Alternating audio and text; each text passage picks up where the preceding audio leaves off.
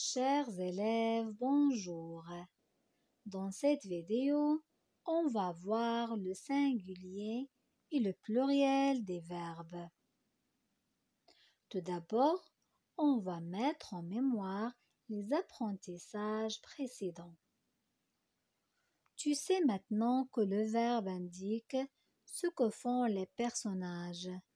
Il indique l'action de la phrase. Et tu as bien compris que le verbe change en fonction de nombreux critères dont le sujet et le temps.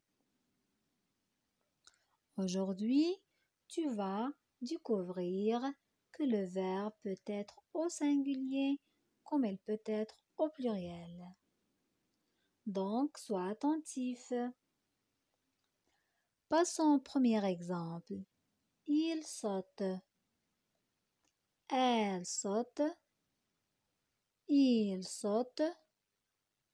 Elle saute. Il saute. J'ai lu les 5 phrases. À ton tour, tu vas les lire et ensuite, tu vas essayer de voir ce qu'il y a de différent dans ces phrases.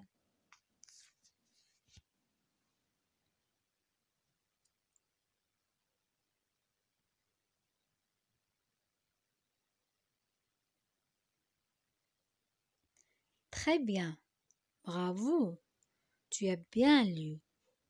Évidemment, tu as remarqué que dans chacune de ces phrases, on entend le mot saute. Par contre, le premier mot n'est pas toujours le même.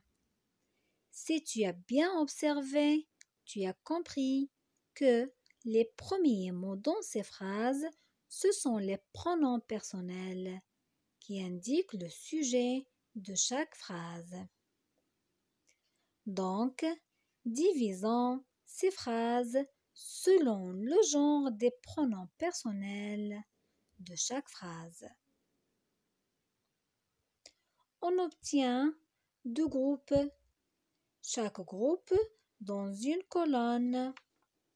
Dans la première colonne, les phrases avec les pronoms personnels masculins.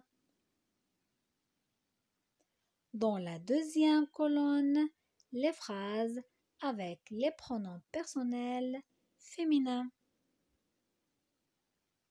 Si on compare les pronoms personnels masculins qui sont en bleu, on voit que dans la deuxième et la troisième phrase, il prend un S. Cela veut dire qu'il y en a plusieurs. De même, on fait la comparaison entre elle saute et elle saute. Les pronoms personnels. Dans la deuxième colonne, on voit que elle, dans la deuxième phrase, prend un S à la fin. Alors, il y en a plusieurs.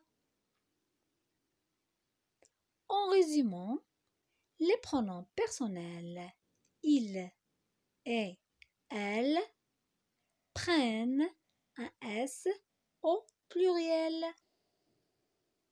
Pour mieux comprendre, on va rajouter des dessins aux exemples.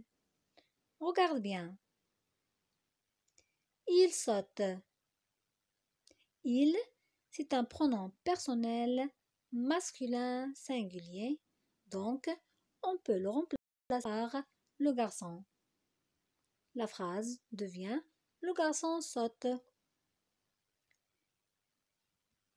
Il saute. Il avec S, c'est un pronom personnel masculin pluriel. Donc, on peut le remplacer par les garçons sautent. Mais vous n'avez pas remarqué la deuxième phrase de la première colonne et la troisième phrase de la même colonne s'écrivent de la même façon. Donc, on a bien dit que il, dans la deuxième phrase, remplace les deux garçons. Mais vous savez une chose, il avec S pour remplacer un groupe de noms dans lequel il y a le féminin et le masculin aussi. Regardez l'image. Ah, il y a une fille et un garçon qui sautent. Donc, il avec S pour remplacer la fille et le garçon. Et la phrase devient qu'ensuite, la fille et le garçon sautent. Passons à la deuxième colonne. Elle saute. Elle, c'est un pronom personnel féminin singulier qu'on peut le remplacer par la fille. Elle saute. Elle avec S, c'est un pronom personnel féminin pluriel. Donc, on peut le remplacer par les filles. Très bien. Passons maintenant aux verbes. Regardez attentivement les verbes. Tout d'abord, dans la première phrase de la première colonne et la première phrase de la deuxième colonne. Il saute et elle saute. Saute s'écrit avec un E à la fin. Donc, on peut dire que le pronom personnel est au singulier, le verbe sauter aussi au singulier. Il s'écrit avec un E à la fin.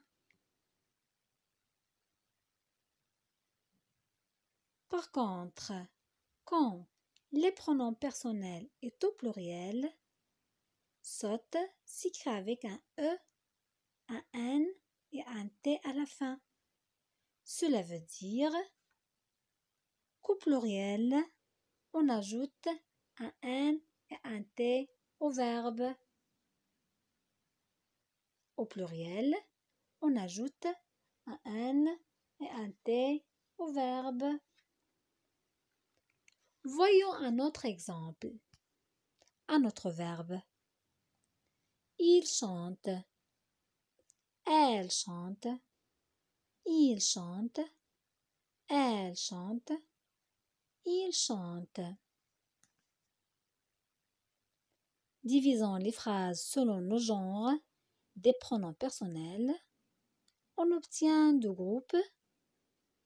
Un groupe de phrases avec les pronoms personnels masculins et un groupe de phrases avec les pronoms personnels féminins. Il chante. Le chanteur chante. On peut remplacer le chanteur par il. Il chante. Les chanteurs chantent. Donc, quand il, le pronom personnel, est au pluriel, chante, prend un N et un T. Il chante. La chanteuse et le chanteur chantent. Il. Au pluriel, prend un S et chante, s'écrit avec ENT. Donc, on a ajouté le N et le T au verbe parce que la phrase est au pluriel. Elle chante. La chanteuse chante. Donc, chante s'écrit avec E à la fin. Elle chante. Les chanteuses chantent. Elle chante. La phrase est au pluriel. Le pronom personnel elle prend un S et le verbe chante prend un N et un T à la fin.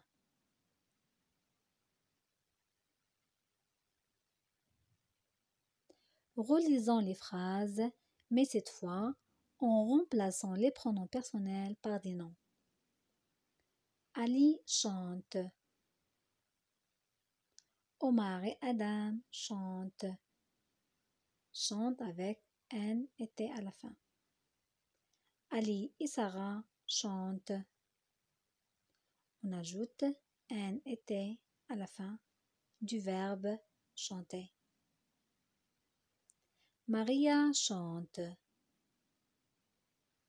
La phrase est au singulier, donc chante, garde son E à la fin. Maria, Sarah et Katia chantent. Le verbe chante s'écrit avec ENT à la fin, car elle est au pluriel. Une dernière chose, les élèves. Chante, qui s'écrit avec ENT, se prononce de la même manière que chante, qui s'écrit avec E à la fin. Donc, le N, T, ce sont des lettres muettes. On doit les écrire, mais on ne doit pas les prononcer. Merci de votre attention.